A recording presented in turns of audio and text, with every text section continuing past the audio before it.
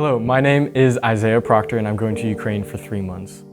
I get to go to a different culture, see how they worship God, see how they just do life differently and understand their different mores. And it's also something I feel called to. Matthew 28:19 says, "Go and make disciples of all nations." And so it's an opportunity where I can share God and I can learn so much about a different culture and in a different way outside of the US. And so that's why I want to go to Ukraine. So I was trying to figure out, so all the logistics of this going to Ukraine was working out, but I wanted to make sure, I was like, okay, God, is this really what you want me to do? Is this what I really should do? So I asked God, I was like, okay, God, give me affirmation if this is what I should do. And less than 5 minutes later, someone walked into my dorm and handed me a sticky note. And it said, "You're heading in the right direction, keep following God."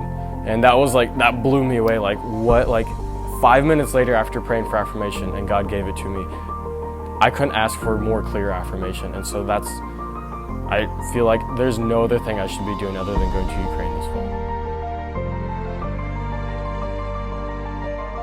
So this last spring, I had an opportunity to go to Haiti for about 6 days. And that experience was really cool.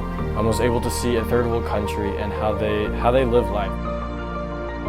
I would say the number one thing I learned from that is not living in tomorrow, not planning and only living in the future, but living in today.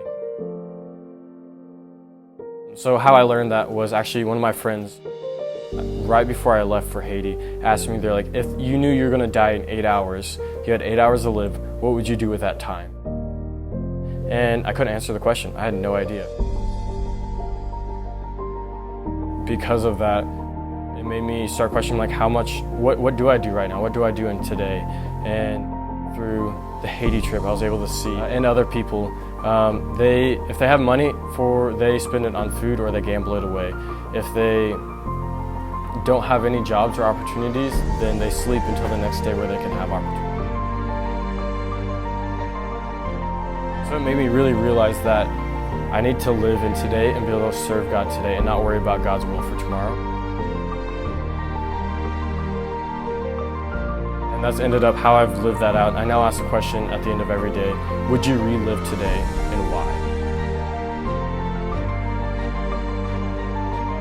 Half the time it's no, I wouldn't relive today. I had a hard day or whatever it was. But also, I think in my head though, yes, why would I not relive today? Because I learned so much. Through trials, I had joy and learned from those things. I'm now a better person because of it. Now I can honestly say I have joy in trials and in today. And now I'm at Camp Siloam and I'm serving every day, pouring out my life as much as I can for these kids and sharing the gospel with them.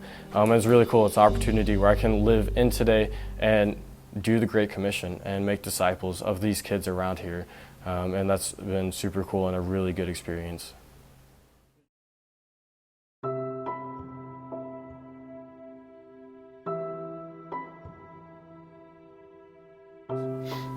So I want to go to Ukraine for 3 months this fall. And my heart behind it is God saved me and He's the only thing that's meaningful in this world. And what I mean by that is, if I wanted to be a businessman and make $1 million, I could do that. If I want to be a scientist, make a discovery, I could do that if I wanted to. God's given me the ability to do really whatever I want if I put the work into it. But those things are meaningless without God, because once I die, those things are gone. Yeah, they'll hang out here. I'll maybe make a legacy a little bit in this world. Otherwise, they're gone. And so I see the grace of God that's offered to me, that He gives me grace and mercy. When I'm a murderer, I put Jesus on the cross, but He still comes and He offers His grace to me, and He offers me eternal life. And I can't deny that. That's the only thing meaningful in this world. So why would I not go and share that with everyone I can possibly? So that's why I want to go on missions and be able to share the gospel with other people. Because God offered me this eternal life, so I want to offer that to everyone else I can.